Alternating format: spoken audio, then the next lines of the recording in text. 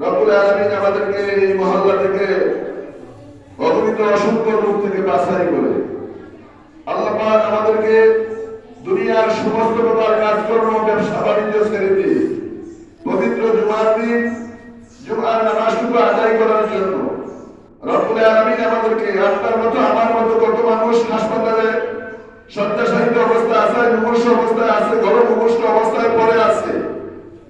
ওই আল্লাহ পাক যে আমাদেরকে শারীরিক সুস্থতা রেখে রব্বুল আলামিন যে আমাদেরকে জুমার দিনে জুমার নামাজটুকু আদায় করার জন্য আল্লাহ পাক আমাদেরকে দয়া করে মায়া করে পছন্দ করে নামাজটুকু আদায় করার জন্য আশার বসার সুযোগ করে দিলেন। সেই জন্য সে আল্লাহ পাকের দরবারে সর্বপ্রথমে কালিমাতুশ শুকর আদায় করে নেয় আলহামদুলিল্লাহ। আলহামদুলিল্লাহ। আল্লাহর শুকর আদায় করলে আল্লাহর নিয়ামত বাড়ায়। লাইন শাকারতুম লাযিদান্নাকুম ওয়া লাইন কাফারতুম ইন্না আযাবি লাশাদীদ। লাইন শাকারতুম লাযিদান্নাকুম। ও আমার বান্দারা, ও আমার বান্দিরা, যখন তোমরা আমার নিয়ামত পাও, আমার নিয়ামত উপভোগ করো এবং আমার নিয়ামত পাওয়ার পর নিয়ামত উপভোগ করার পর লাইন শাকারতুম লাযিদান্নাকুম, আমার নিয়ামত খাইলা, আমার নিয়ামত উপভোগ করলা এবং করার পর যখন তোমরা আমার নিয়ামতের শুকর গুজার করো, আমার নিয়ামত পাওয়ার পর নিয়ামতের শুকরিয়া আদায় করো, আমি আল্লাহ পাক রব্বুল আলামিন তোমাদের প্রতি খুশি হয়ে যায়, তোমাদের প্রতি রাজি হয়ে যায়, তোমাদের প্রতি সন্তুষ্ট হয়ে যায় এবং তোমাদের প্রতি খুশি হয়ে রাজি হয়ে সন্তুষ্ট হয়ে আমি আল্লাহ তোমাদেরকে আরো নিয়ামত বাড়ায় দিই। সুবহানাল্লাহ সুবহানাল্লাহ। ওয়ালা ইন কাফারতুম ইন্না আযাবি লাশাদীদ।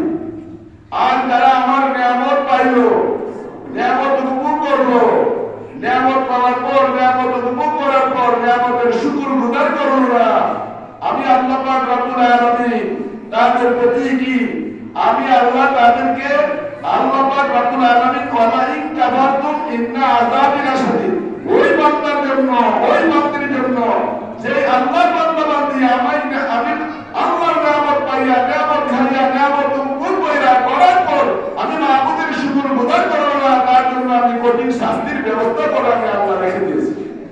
সেজন্য আমরা সুখে দুঃখে সর্ব অবস্থাতেই আমরা আল্লাহর শুকর আদায় করব। কি করব? আমরা আল্লাহর শুকর আদায় করব। আর আল্লাহর শুকর আদায় করলে তারপর শুধু এই দিকে আল্লাহর নিয়ামতই পাওয়া যায় দুনিয়ার জগতে, আবার আখিরাতের জগতের মধ্যে এই আল্লাহর শুকরিয়ার মাধ্যমে আল্লাহর জান্নাত পাওয়া যায়। বলেন সুবহানাল্লাহ। সেজন্য আমরা ওইদিকে যাব না। আজকে বিষয় হবে একটা বিষয় না, কিন্তু একটা মাহে রজবের চাঁদ, মানে এই চাঁদের মধ্যে সামনে শবে মেরাজ আসতেছে। মাহে রজব চাঁদের আজকে দ্বিতীয় খুতবার দিন। আজকের খুতবার আলোচ্য বিষয় হচ্ছে স্বভাব এবং চরিত্র সম্পর্কে। এখন আল্লাহ পাক আমাদেরকে দুনিয়ার জগতে পাঠাইলেন, পাঠানোর পর আল্লাহ বলছেন, হে আমার বান্দারা, তোমরা আমি আল্লাহ পাকের হুকুম আহকাম মেনে তোমরা তোমাদের জীবন পরিচালনা করবে। আর আল্লাহ পাক রব্বুল আলামিন এই কোরআন মাজিদের মধ্যে আল্লাহর হাবিব সাল্লাল্লাহু আলাইহি ওয়াসাল্লামের উপর 40 বছর যখন বয়স হইল, 40 বছর বয়সে পর আল্লাহর হাবিব সাল্লাল্লাহু আলাইহি ওয়াসাল্লাম নবুয়ত পাইলেন। নবুয়ত পাওয়ার পর 40 বছরের পর অতিক্রম হওয়ার পর 40 বছর শেষ হওয়ার পর আল্লাহর হাবিব সাল্লাল্লাহু আলাইহি ওয়াসাল্লামকে নবুয়ত দান করলেন, তার উপর কোরআন শরীফ নাযিল করলেন। বলুন সুবহানাল্লাহ। সুবহানাল্লাহ। 40 বছরের পর 63 বছর হায়াত পেয়েছিলেন। এই 40 বছর পর নবুয়ত পাওয়ার পর বাকি 23 বছরে আল্লাহ পাক রব্বুল আলামিন আল্লাহর হাবিব সাল্লাল্লাহু আলাইহি ওয়াসাল্লামের উপর আল্লাহর বন্ধুর উপর সর্বপ্রথম সূরাতুল আলাকের 5 আয়াত নাযিল করেছিলেন।